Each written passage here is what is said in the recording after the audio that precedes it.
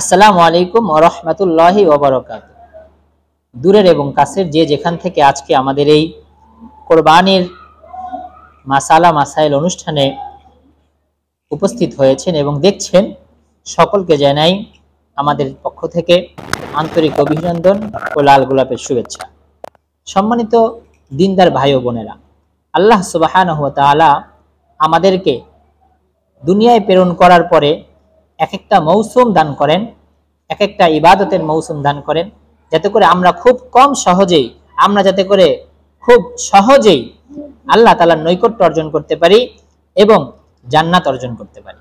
এই জন্য এরকমই একটি মাস জিলহজের প্রথম 10 দিন।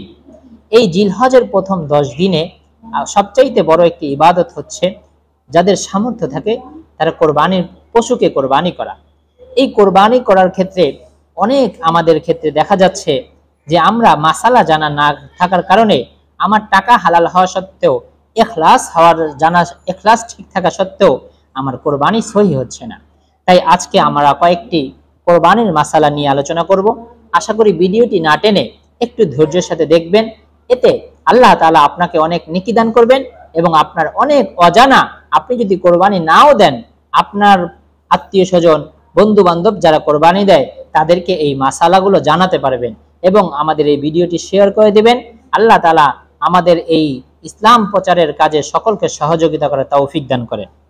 তো প্রথমেই আমাদেরকে যেই প্রশ্ন নিয়ে আজকে আলোচনা করব, কোরবানির পশুতে আকিকা সহি হবে কিনা। অনেক ভাই কোরবানির একটি পশু জবাই করবে, যেমন গরু, মহিষ, উট, এগুলো। তো এগুলোর মাঝখানে চিন্তা করে যে আমার ছেলে অথবা আমার মেয়ের আকিকা দিয়ে দিব, অথবা আমার আব্বা আম্মার আকিকা দিয়ে দিব।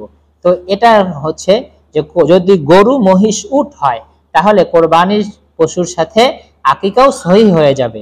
তবে হ্যাঁ, ছাগল বা দুম্বার সাথে, এগুলোর সাথে যদি আপনি আকিকার নিয়ত করেন তাহলে কোরবানি সহি হবে না, অথবা যদি কোরবানির নিয়ত করেন তা আকিকা সহি হবে না। অর্থাৎ গরু, মহিষ, উট এগুলোর ক্ষেত্রে আপনার আকিকা সহি হবে।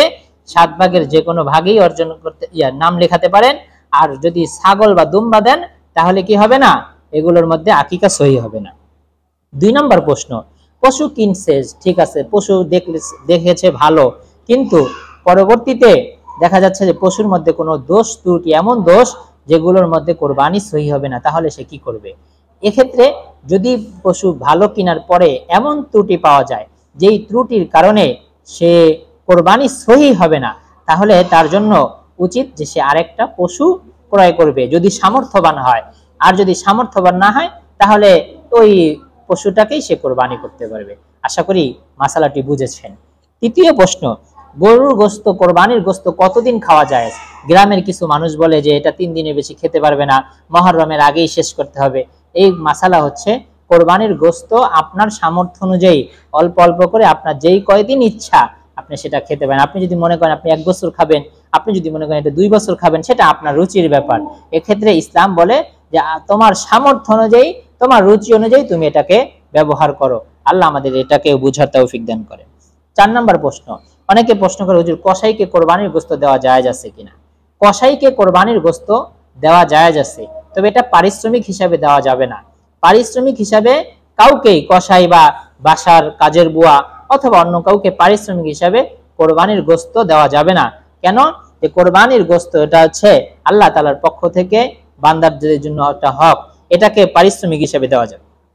এই জন্য আমরা এটাকে পারিশ্রমিক হিসাবে না দিয়ে আমরা তাদেরকে হাদিয়া দিতে পারি।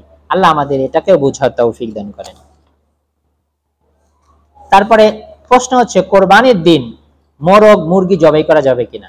এটা আমাদের গ্রামের মানুষ একটু খুব মারাত্মকভাবে এটাকে একটু নেওয়ার চেষ্টা করে যে কোরবানির দিন মুরগি অথবা মোরগ জবাই করা জায়েজ নেই। না, কোরবানির দিন মোরগ এবং মুরগি এগুলো জবাই করা জায়েজ আছে, তবে কোরবানির নিয়তে জবাই করা যাবে না। কোরবানির নিয়তে এটা জবাই করা জায়েজ হবে না। এই জন্য কোরবানির দিন মোরগ, মুরগি এগুলো জবাই করা জায়েজ আছে। হাঁস, কবুতর যেগুলো জবাই করেন, কিন্তু কোরবানির নিয়তে জায়েজ নেই, এমনি জবাই করতে পারবেন। আল্লাহ আমাদেরকে এই মাসালা বোঝার তৌফিক দান করেন।